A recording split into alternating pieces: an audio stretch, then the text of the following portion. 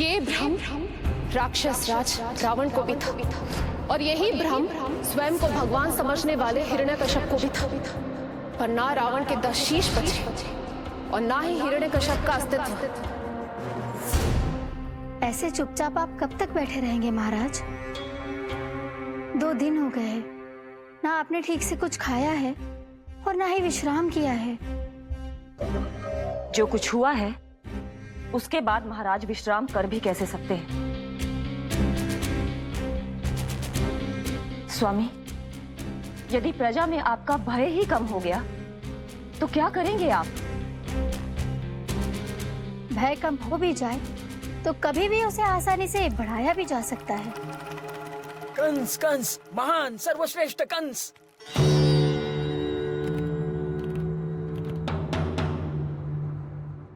अनुचित समय पर अनुचित कक्ष में आ गया क्या मैं? स्वामी, आप इन सब से कहिए कि किसी योग्य योद्धा को ढूंढे। ये सब के सब अयोग्य हैं।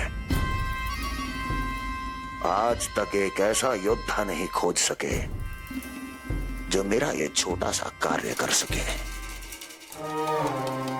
पर कोई ना कोई तो अवश्य होगा महाराज, जो बिना किसी प्रश्न या शंका के आपकी हर आज्ञा मानेगा।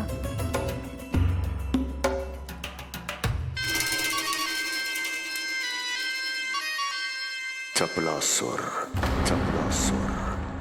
हो गया कल्याण। कहीं ये मुझे गोकुल तो नहीं भेज देंगे? चपलासुर मुझे भगवान मानता है। कहाँ चले चपलासुर? अपने भगवान के सामने नतमस्तक हुए बिना ही लौट रहे हो।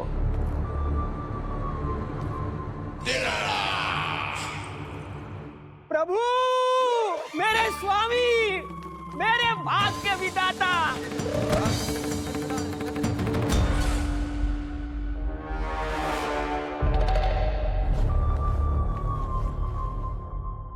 ऐसा करने का तो मैं सोच भी नहीं सकता हूँ मेरे ईश्वर।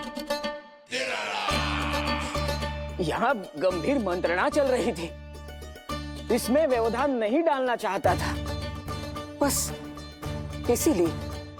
और सत्य कहूं तो आपके मुख से अपना नाम सुन के मैं धन्य हुआ मेरे प्रभु। और अब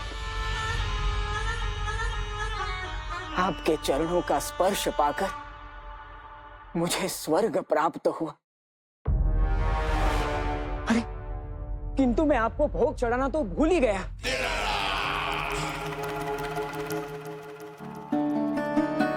हे सर्वशक्तिमान, सबसे महान, शरणागतों के भगवान कंस की।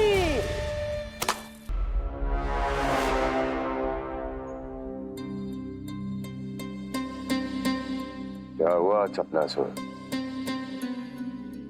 कुछ नहीं प्रभु, आपकी भक्ति में डूब गया था।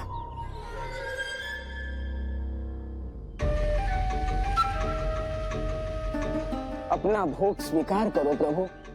तो क्या कह रहे थे तुम कि सभी लोग मेरी आज्ञा मानेंगे?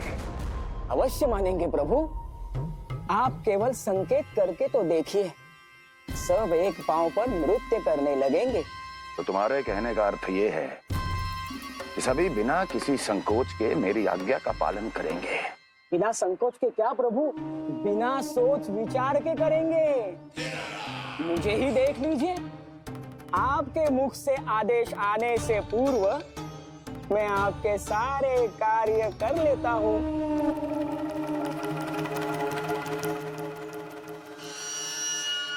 ये नारियल देख रहे हो चपलासुर? कल्पना करो कि ये उस बालक का शीश है। हाँ चपलासुर,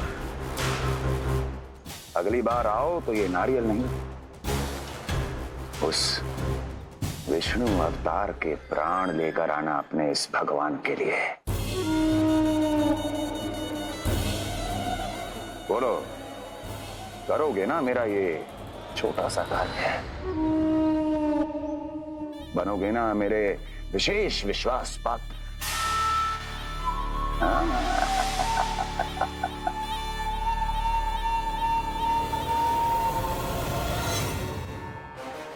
सुना तुम सबने, सफलासुर मेरे लिए वो कार्य करेगा जो तुम सब नहीं कर सके। मेरे शत्रु के प्राणों को हरेगा। गोकुल जाके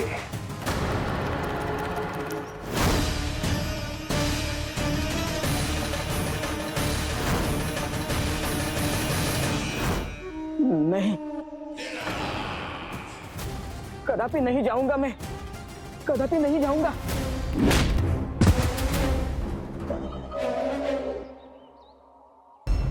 अभी कुछ क्षण पहले बोल रहा था सब मेरी आज्ञा का पालन करेंगे।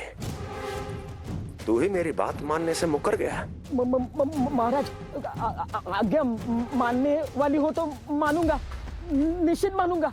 अपने भगवान का अपमान कर रहा है तू। अब तुझे मेरी भक्ति में कोई रुचि नहीं रही। भगवान, जीवित रहूंगा तो ही भक्ति कर पाऊंगा ना। मेरा विश्वास कीजिए, उस बालक से शत्रुता ठानना यानी साक्षात काल से शत्रुता ठानना है। प्रभु, मेरी बात मानिए, उस बालक को भूल जाइए, तभी तो हम जीवित रह पाएंगे।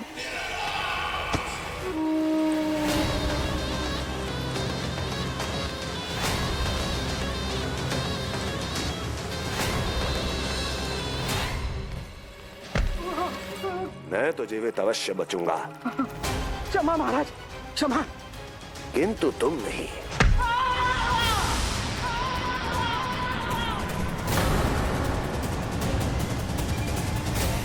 तुम सही कह रही थी प्राप्ति।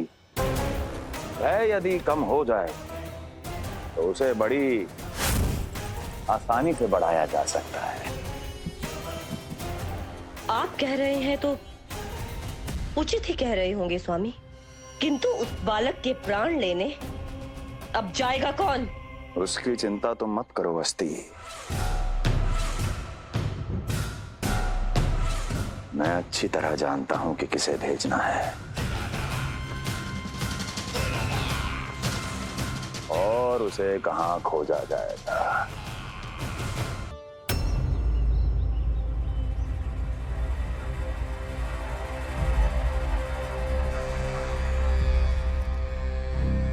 ये पर्वत नहीं, परीक्षा है मेरी। और इसके शीश को, इसके आसमान को छूते शिखर को अपने पांव के तले दबाकर रखूंगा मैं, क्योंकि वहीं मुझे मिलेगा वो जो मुझे मना नहीं कर सकता।